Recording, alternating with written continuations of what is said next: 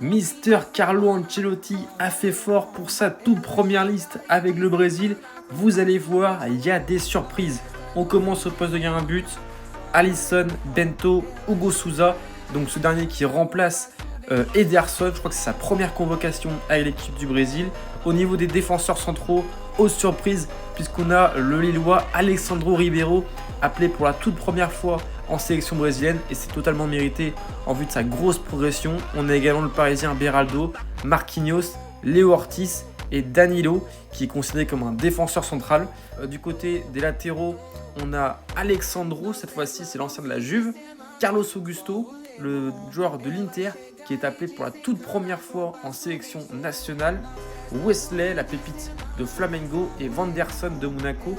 Donc déjà, si je ne dis pas de bêtises, le quatrième joueur de Ligue 1 dans cette liste.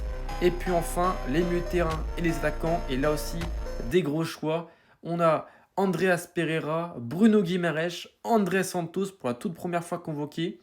On a aussi Casemiro qui fait son retour en sélection. Ederson et Gerson, l'ancien Marseillais. Donc des bons joueurs aussi, avec des choix forts. Et enfin, devant, Estevao, le jeune ailier droit très prometteur qui va rejoindre Chelsea. Anthony qui fait son retour aussi, lui qui est excellent avec le Betis. Gabriel, Mateusz Cunha, Vinicius Junior, forcément le chouchou de Carlo Ancelotti, mais pas de Rodrigo, puisque c'est Rafinha et Richarlison qui complètent cette liste. Donc même si Ancelotti a connu Rodrigo avec le Real Madrid, et Hendrik aussi, pour lui, c'est pas suffisant. Assez surprenant quand même.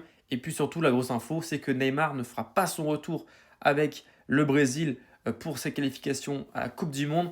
Il revient d'une blessure avec Santos, on sait qu'il n'est pas encore à 100%. Pour ça que le Mister n'a pas voulu le convoquer.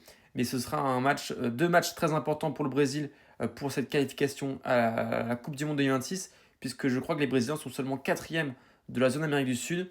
Ils ne sont pas encore en balotage très favorable. Maintenant, on sait qu'il y aura 48 équipes à la Coupe du Monde 2026.